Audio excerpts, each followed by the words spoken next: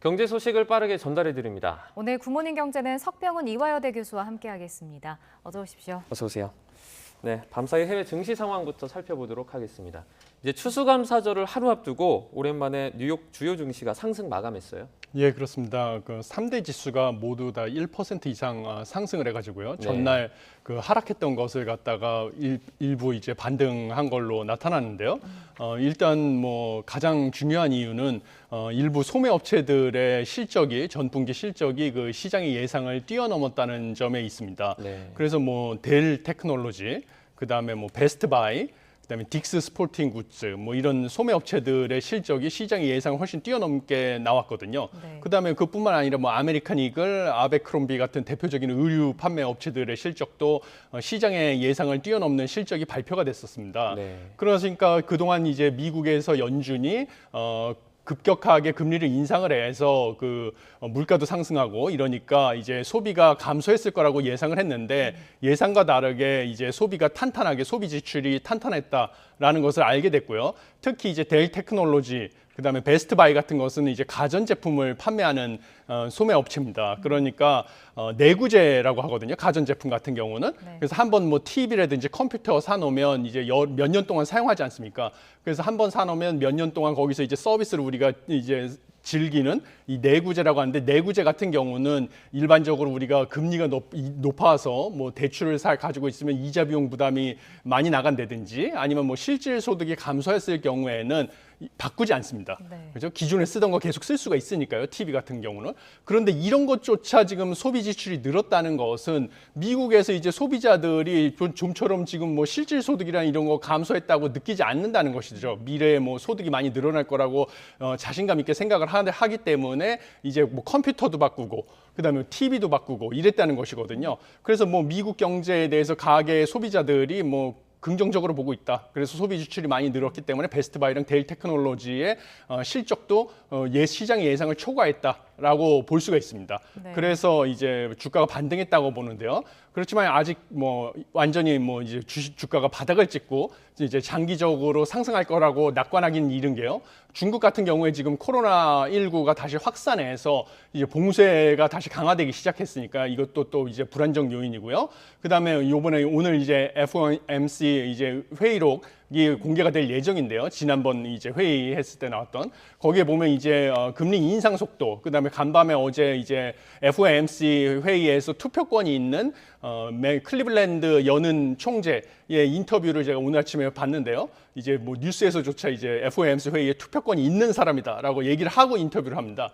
근데 이제 그 사람도 이제 인상 속도는 0.5 퍼센티지 포인트로 낮추는 거는 동의를 하지만 금리 인상 최고금리 수준과 금리를 최고금리로 올린 다음에 얼마나 오랫동안 지속할지가 관건이다. 그런데 그거를 갖다가 최고금리를 낮춘다든지 최고금리가 오히려 더 올라갈 수도 있고 그다음에 지속하는 수준 기간이 늘어날 수도 있다. 왜 아직 물가가 잡혔다는 충분한 증거를 보지 못했다. 이렇게 얘기를 했거든요. 분명히. 그렇기 때문에 그 결과가 그 FOMC 회의 의사록이 공개가 되고 이러면 주가는 다시 하락할 수 있다. 이렇게 보고 있습니다. 자, 그런가 하면 경제협력개발기구 OECD가 이제 내년 경제 성장률 전망치를 발표했습니다. 근데 세계 성장률은 보니까 2.2%로 계속 유지를 했는데 우리나라는 0.4%포인트 낮췄더라고요. 예, 그렇습니다. 우리나라 이제 경제 성장률만 좀 다른 나라에 비해서 많이 낮췄는데요.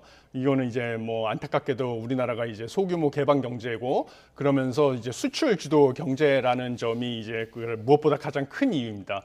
수출 주도 경제이기 때문에 이제 다른 나라 경제 상황에 큰 영향을 받게 돼 있습니다. 그래서 우리나라 이제 주요 수출국인 뭐 중국이라든지 그다음에 미국, 그다음에 뭐 유럽 경제 같은 경우도 다 이제 전 세계적인 물가 상승을 억제하기 위해서 금리를 인상하고 있거든요. 그래서 기준금리가 인상되게 되면 당연히 그 나라의 소비와 투자가 감소를 하게 돼 있습니다. 소비와 투자가 감소를 하게 되면 결국은 재화에 대한 이 제품과 서비스에 대한 지출이 줄어들게 되죠. 근데 그 제품과 서비스라는 것은 자신의 나라에서만 생산되는 것을 쓰는 게 아니라 이제 우리나라 같은 외국에서 생산된 것을 쓰기 때문에 그것도 쓰기 때문에 당연히 우리나라의 수출 뭐 중국에 대한 수출, 미국에 대한 수출, 뭐 유럽에 대한 수출도 줄어들 수밖에 없는 것입니다. 그다음에 경기가 침체가 되면 아까도 말씀드렸듯이 이제 전자제품과 같은 내구재, 전자제품이나 자동차와 같은 내구재는 기존에 쓰던 거 쓰지 웬만하면 바꾸지 않거든요. 그런데 그런 내구재에 주로 들어가는 것이 또 반도체가 되겠습니다. 근데 우리나라의 이제 주력 수출품이 반도체인데 반도체 경기가 또 당분간 부진할 것이다. 이런 게 예측이 되니까 아무래도 수출이 우리나라에서 차지하는 비중이 크고 수출에서 반도체가 차지하는 비중이 큰데 반도체 업황이 부진하고 그다음에 고금리 상황으로 전 세계에서 이제 투자 수요랑 소비 수요가 감소될 것으로 예측이 돼서 우리나라의 수출이 부진할 거로 예상이 되는 것이 한국의 경제 성장률 전망치가 이제 다른 나라에 비해서 더 크게 떨어지는 것의 가장 큰 이유로 보입니다. 네, 이제 우리 경제는 그동안에 대형 위기 때를 제외하고 나서는 2%대 성장을 유지하지 않았습니까? 예. 그러면 지금의 상황을 조금 그때와 같이 대형 위기다 이렇게 좀 봐야 할까요? 그렇게까지 보지는 않고요. 네. 뭐 일단은 뭐 과거에 우리나라가 이제 2%대 아래로 내려갔던 적은 뭐 크게 많지는 않았습니다. 네. 뭐 앵커님께서 말씀하신 대로 네. 뭐 코로나19가 확산됐던 2020년 마이너스 0.7%였고요. 그다음에 뭐 글로벌 금융위기 직후인 2009년 0.8%, 그다음에 국제통화기금 외환위기 당시 마이너스 5.1% 이렇게 세 번밖에 없었는데요. 네. 이번에 이제 예측하기로는 지금 뭐 1.8%죠. 네. 1.8%인데 이것을 갖다가 이제 좀 심각하게 받아들여야 될 것은 우리나라의 이제 주요 기관, 한국은행을 비롯한 주요 기관이 예측한 잠재 성장률인 2.0%보다 낮다는 데 있죠. 그다음에 더 놀라운 사실은 이제 이번에 OECD가 예측한 2023년 경제 성장률은 1.8%인데요. 2024년 경제 성장률도 1.9%밖에 안 되는 것이죠. 네. 그러니까 내년과 후년의 경제 성장률조차 이제 뭐 잠재 성장률보다 낮다고 지금 예측을 하고 있습니다.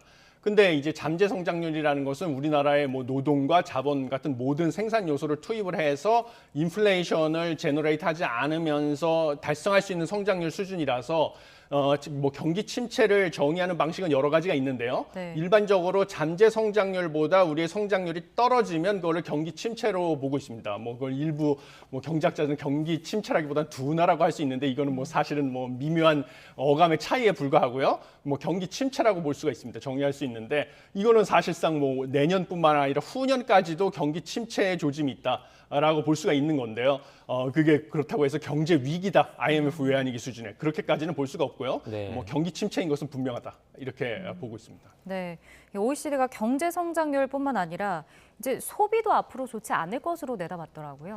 예, 소비도 이제 좋지 않은 것은 당연합니다. 왜냐하면 일단은 우리나라가 이제 가계 부채가 지금 어마어마하게 늘어났지 않았습니까?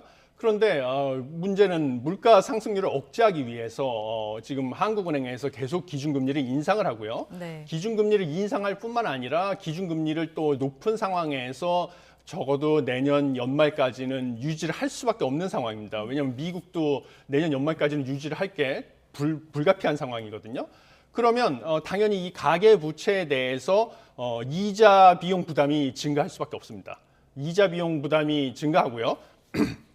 그다음에 원금 상환 부담도 증가할 수밖에 없습니다. 네. 그래서 이것이 죄송합니다.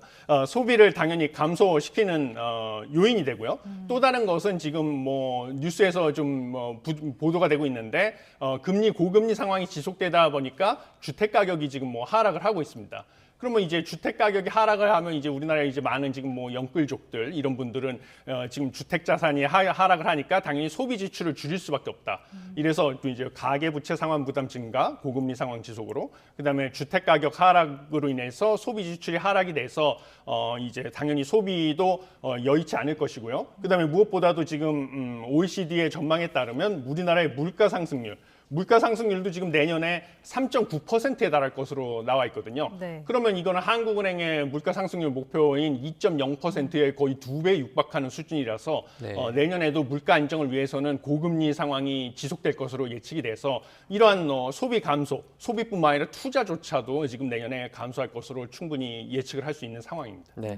이제 내일은 한국은행도 내년 우리나라 경제 성장률 전망치를 발표를 합니다. 지난 8월에는 2.1%로 전망을 했었는데요. 네. 이게 그 2% 아래로 수정될 가능성도 있는 거죠. 충분히 가능하다고 저도 예측을 하고 있습니다. 왜냐하면 뭐 지금 최근에 연속적으로 발표 한국은행 말고 이제 KDI부터 해서 뭐 금융연구원, 그다음에 민간기관 여러 연구원들, 그다음에 뭐 신용평가회사, 피치 같은 모든 기관들이 새로 발표되는 자료들을 바탕으로 해서 내년에 경제 성장률을 갖다가 다 2% 아래로 지금 전망한 기관들이 많이 있거든요. 네. 그렇기 때문에 뭐 한국은행들 당연히 이제 최근의 자료들을 이용해서 업데이트를 하면 당연히 떨어질 것으로. 특히 뭐 최근에 한국은행에서 업데이트는 아직 안 했지만 지난번에 이제 빅스텝을 단행하지 않았습니까? 네. 그러면서 이번에 빅스텝 단행의 효과가 뭐 0.1% 포인트 경제 성장률 인하의 효과가 있는 것으로 예측을 하고 있다. 뭐 이렇게 한국은행에서 발표를 했습니다. 네. 그러니까 그런 것을 감안하면 당연히 이제 내년 경제 성장률이 2% 아래 1%대로 바뀔 것으로 이제 발표를 할 것이다. 이렇게 예측을 하고 있습니다. 네. 자, 다음 주제로 넘어가 보겠습니다. 자, 내일 그 화물연대가 총파업을 예고했습니다. 근데 지난 6월 파업처럼 이번에도 이제 쟁점은 안전운임제인데 이 안전운임제가 먼저 뭔지부터 좀 설명을 해주시죠. 예, 이 안전운임제는 일종의 뭐 최저임금제랑 비슷한 것이라고 생각하시면 되겠습니다. 네. 그래서 이제 2020년부터 시행을 하기 시작을 했는데요. 근데 이제 뭐 간단하게 말씀을 드리면 이제 시멘트, 컨테이너, 뭐 화물 차주에게 뭐 화물의 특성, 그다음에 무게, 뭐 운송거리 등 조건을 고려해서 뭐 적정 운임을 보장하자는 취지입니다.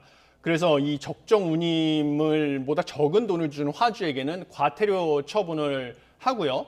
그다음에 이제 화물 차주에게 적정 운임을 보장하고 함으로써 근로 여건을 개선하고 그다음에 화물 차주의 과로, 과속, 뭐 과적 운행을 방지하고자 도입을 했습니다. 근데 당연히 이제 이렇게 되면 이제 화주 측으로부터는 이제 반발을 살 수밖에 없습니다. 왜냐하면 시장에 의해서 원래는 이제 운임이 결정이 되는데요.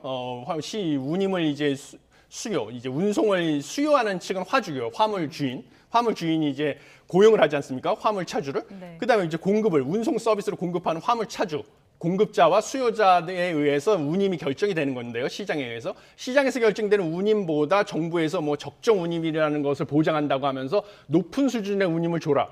이 수준의 운임을 주지 않으면 화주에게 과태료를 주겠다. 뭐 이런 식으로 개입을 한 거기 때문에 시장에서 당연히 이제 화주 측에서는 반발이 있을 수밖에 없습니다. 네. 그런데 이제 이게 뭐 화물 차주에게 근로 여건을 개선하겠다. 뭐 안전, 과로, 과속, 과적 운행을 방지하겠다. 뭐 이런 취지 자체는 뭐 좋다, 뭐 선의로 도입을 한 제도다 보니까 뭐 일단 화주는 불만이 있고 이래서 네. 일단 한시적으로 운행을 해보겠다. 해서 일몰제로 해서 2020년부터 2022년까지 일부 품목, 수출입 컨테이너, 시멘트 품목 이제 운임이 뭐 일단 정부가 생각한 그 당시 정부가 생각한 적정 운임보다 낮다고 하는 일부 품목에 한해서 한시적으로만 도입을 해서 그 효과를 살펴본 다음에 뭐 연장을 하든지 뭐 품목을 확장을 하든지 이렇게 생각을 해보겠다라고 도입을 한 제도입니다. 네. 그런데 당정이 올해로 끝나는 이 안전운임제를 3년을 연장하자 제안을 했는데도 이 화물연대가 거부를 했습니다. 예. 그러면 이 화물연대가 요구하는 그 적정 수준의 어떤 조처는 어느 정도를 의미합니까? 예, 이건 뭐 처음에 도입했던 당시부터 네. 예측은 충분히 가능했습니다. 왜냐하면 뭐 일단은 뭐 복지라든지 무슨 제도라든지 일단 네. 시행을 하게 되면 뭐 줬다 뺏는 게 어딨냐 뭐 이런 식의 뭐 당연히 논리는 성립을 하게 마련이고요. 네. 그다음에 어떤 일부 이제 특정 품목에 대해서만 적용을 하면 뭐 형평성 차원에서 이 품목도 적용을 해달라, 저것도 적용을 해달라, 뭐 이렇게 당연히 요구하는 품목은 늘어날 수밖에 없는 것이죠. 이것은 네. 뭐 처음부터 예측이 됐던 것이고요. 그래서 몇 가지 이제 쟁점이 있는데요. 첫 번째는 당연히 지금 3년간 한시적으로 적용을 해봤는데요. 네. 적용을 이제 받는 화물 차주 측에서는 당연히 일몰제를 폐지를 해야 된다. 뭐 네. 계속 지속적으로 적용을 해달라 이렇게 요구를 하는 것이고요. 그다음에 화주 측에서는 당연히 국토부와 하주 측에서는 당연히 이제 폐지를 해야 된다. 약속했던 대로 3년 운영해보고 실제로 이게 뭐 효과가 없고 오히려 운송비가 증가가 되니까 운송비가 증가하면 결국 이건 제품 가격에 반영이 되고 그다음에 물가 상승 요인이 되는 것이거든요. 그럼 네. 소비자에게 부담으로 돌아오는 것이니까 이걸 적용을 받는 뭐 화물 차주분들한테는 이득이 되지만 뭐 저 부담으로 돌아오는 것이니까 폐지를 해야 된다. 효과가 없었다. 이렇게 주장하지만 국토부는 중간에서 또 중재를 해야 되니까 조건부로 한시적으로 연장하자 이런 중재안을 제시를 했는데요. 양쪽에서 다 불만인 것이죠. 화주 네. 측하고 이제 화물 차주 측하고 네. 그런 사안이 일단 첫 번째고요. 그다음에 이제 두 번째 쟁점은 안전운임제 적용 품목에 있습니다. 당연히 이제 다른 품목을 운송하는 화물 차주 쪽에서는 우리 품목에도 적용을 해달라. 그래서 뭐 철강제, 위험물을 운송하는 5개 품목에 대해서 우선적으로 확대 적용을 해달라. 뭐 이런 당연히 이제 노동자 측에서 요청이 있고요. 화주 쪽에서는 그냥 국토부에서는 시멘트 컨테이너 기존 2개 품목으로 제한을 해야지 또 확대 적용을 하겠다 보면 이제 끝도 없죠. 뭐 몇 개 더 확대 적용하면 또 다른 품목에서 추가 확대 적용해달라고 할 게 뻔한 상황이니까요. 네. 그래서 이런 쟁점이 있고요. 그다음에 이제 처벌 대상, 지금 기존에 만약에 이제 적정 운임을 적용을 해줬는데요. 그거에보다 낮은 운임을 주는 화주에게는 과태료 처분을 했었는데요. 이제 뭐 국토부랑 화주 쪽에서는 이제 이 과태료 처분을 없애자. 뭐 이런 식의 얘기를 하면 사실은 뭐 화주 입장에서는 낮은 운임을 암묵적으로 시장에서 결정되는 운임은 정부가 제시한 적정 운임보다 원래는 낮으니까요. 네. 일부 화물 차주 중에는 이 낮은 운임을 바꿔서라도 운송을 할 인센티브가 있었거든요. 네. 그러니까 이제 암묵적으로 둘이 합의를 해서 낮은 운임을 줄 수가 있으니까 네. 이러다가 걸려도 과태료 처분이 없으면 충분히 더 낮은 운임으로 계약을 맺어서 암묵적으로 운송을 할 가능성이 크지 않습니까? 네. 그러니까 이제 화물 차주 측에서는 이제 반발을 하는 것이고요. 그다음에 화주 측에서는 화주 책임을 제외해야 된다 요구를 하는 것. 이런 식의 지금 세 가지 쟁점이 있는 것입니다. 지금 과태료 같은 경우에는 과태료를 없애면 이게 있으나 마나 한 거 아닙니까? 그렇죠. 그렇지만 또 일부 이제 화물 차주 중에서는 네. 지금 뭐 적정 운임을 보장하자 보니까 이 정도 높은 운임을 주고서는 내가 이렇게 많은 일거리를 주지 않겠다고 하는 화주 측이 있기 때문에 내가 낮은 이제 운임을 바꿔서라도 더 많은 일을 해서 소득을 높이겠다라는 화물 차주도 충분히 있는 것이거든요. 네. 그러니까 뭐 최저임금이랑 똑같은 쟁점이죠.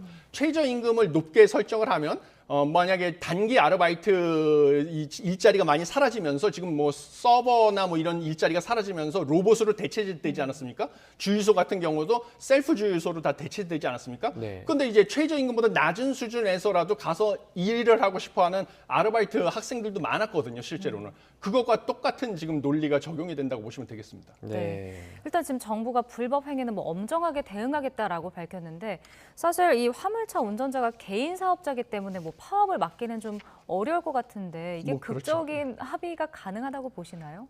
뭐 항상 뭐 극적인 합의는 어려웠는데요. 뭐 지금 뭐 중간에서 이제 정부 입장에서는 지금 또 화물 이제 연대에서 파업을 하게 되면 또 물류 대란이 발생하고요. 물류 대란이 발생하면 당연히 또 이제 공급층 요인으로 물가 상승이 또 엄청나게 불가피하게 이제 일어날 가능성이 큽니다.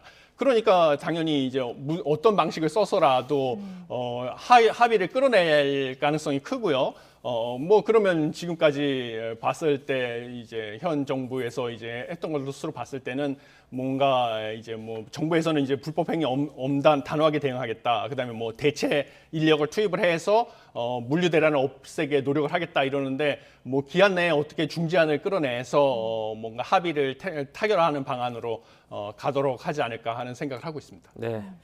마지막 소식 살펴보겠습니다. 우리나라 가계 빚 규모가 1,870조 원을 넘었다는 소식입니다. 이게 사상 최대로 늘어난 거죠? 예, 그렇습니다. 사상 최대인데요. 지금 이번에 본 것은 이제 가계 신용이라고 해서요. 가계 대출하고 판매 신용을 합친 금액입니다. 네. 그래서 가계 대출은 뭐 이제 다 시청자분들도 다 아시는 뭐 주택담보대출이랑 뭐 신용대출 이런 것이고요. 그 판매 신용이라는 것은 이제 신용카드로 이제 외상으로 구매한 것이죠. 네. 소위 말하는. 두 개를 합친 것인데요. 이제 3분기에 이제 1,871조에 육박해서 이제 사상 최대인데요. 그래도 한 가지 이제 긍정적인 부분은 가계 신용의 증가율 자체는 이제 줄어들고 있다는 것이죠. 네. 그래서 뭐 전년 동기 대비 가계 신용 증가율 같은 경우는 분기별로 계속 이제 1분기에는 전년 동기 대비 5.4%, 2분기에는 3.2%, 3분기에는 1.4%로 계속 줄어들고 있거든요. 네. 그러니까 이것은 이제 금리가 상승하는 거. 계속 한국은행 기준금리를 올리고 있지 않았습니까? 네. 금리 상승의 효과로 볼 수가 있습니다. 그래서 가계 대출, 가계 신용의 증가폭, 전년 동기 대비 증가폭은 줄어들고 있다. 그것은 그나마 긍정적인 것이고요. 그렇지만 또 한 가지 우려되는 측면은 지금 이제 주택 시장이 지금 얼어붙고 있음에도 불구하고요. 주택담보대출은 증가를 하고 있다는 것이죠. 네. 근데 주택담보대출은 사실 가계대출에서 절반 이상을 차지하고 있습니다. 그래서 주택담보대출 같은 경우는 지금 6조 5천억 원이 증가를 했거든요. 네. 그런데 이제 주택담보대출이 증가한 것은 특히 개인 차주가 받은 주택담보대출이 증가한 게 아니고요. 집단대출하고 전세자금 대출이 크게 증가했습니다. 네. 집단대출 같은 경우는 뭐 잘 아시겠지만 뭐 재건축이나 뭐 신규 아파트를 분양받고도 할 때 그 조합원들이 이제 집단으로 가서 이제 대출을 받는 거기다 보니까 개별 차주들의 신용 상태나 이런 거를 면밀하게 평가해서 대출을 해주는 게 아니거든요. 네. 그래서 이런 이제 재건축 이런 거 관련 재개발 관련해서 집단 대출이 크게 증가를 했고, 그 다음에 전세자금 대출 지금 뭐 최근에 전세 가격도 많이 오르고 그래서 전세자금 대출이 많이 증가를 했는데요. 여전히 이제 주택시장 부진에도 불구하고 주담대가 크게 증가를 했는데 지금 뭐 집단 대출 같은 경우는 뭐 최근에 이제 프로젝트 파이낸싱 관련해서 좀 부실한 우려도 있고 네. 주택시장이 이제 만약에 얼어붙어서 미분양 사태 이런 게 만약에 벌어지게 되면 주담대 같은 경우는 좀 부실화될 가능성이 있어가지고 집단 대출 같은 경우는 뭐 그런 점은 좀 유의를 해야 될 필요가 있고요. 그 다음에 뭐 이렇게 판매 신용이 늘어난 것은 저 보복 소비에 영향이 있거든요. 네. 그래가지고 이제 방역 지침이 완화되면서 저 민간 소비 지출은 지금 분기별로 계속 늘어나고 있습니다. 이 전년 동기 대비 1분기에는 약 9%. 그다음에 2분기에는 약 11%, 3분기에는 13%나 늘어났거든요. 이제 보복 소비를 하다 보니까 이제 신용카드로 소비 지출을 해서 늘어난 감이 없지 않아 있는데요. 뭐 그런데 지금 중요한 사실은 계속 금리는 인상하는 기조가 지속될 것으로 보이고, 예.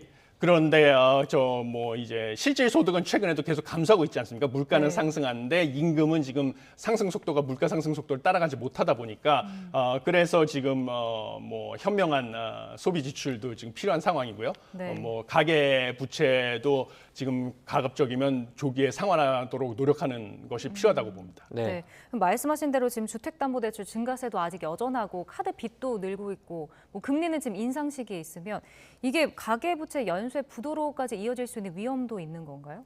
예, 뭐 비관적으로 보면 그렇게 할 수도 있겠지만요. 지금 아직까지는 그런 위험은 크지 않다고 저는 생각을 하고 있습니다. 왜냐하면 2017년부터 뭐 우리나라에서 주택 가격 시장을 안정시키자는 취지로 원래는 네. 이제 강력한 대출 규제 정책을 시행해 왔습니다. 1년에. 그래서 LTV 규제도 시행했고요. 그다음에 뭐 선진적인 대출 규제 정책이라고 해서 총부채 원리금 상환 비율 규제, DSR 규제를 도입을 했습니다. 근데 DSR 규제라는 것은 사실 미국에서 원래 시행하던 규제였거든요. 그래서 차주의 원리금 상환 능력에 따라서 대출을 규제하는 거라서 DSR 규제를 시행하는 바람에 지금 가계부채의 양은 늘어났지만 가계부채의 질은 좋아졌습니다. 그래서 이제 뭐 자신의 소득으로 충분히 상환할 수 있는 능력이 되는 사람들 위주로 대출이 늘어났거든요. 그래서 아직까지는 가계대출의 최근 금감원 발표 자료에 따르면 가계대출의 연체율 자체는 0.21%인가요? 뭐 그래서 연체율 자체는 크게 늘어나지 않아서 지금 당장 뭐 가계대출이 크게 뭐 연체가 늘어나고 이래서 그 가계대출, 가계부채발 뭐 금융위기가 올 것이다라고 우려할 수준은 아니라고 생각하고 있습니다. 네, 네. 알겠습니다. 오늘 여기까지 듣도록 하겠습니다. 석병훈 이화여대 교수와 함께했습니다. 고맙습니다. 고맙습니다.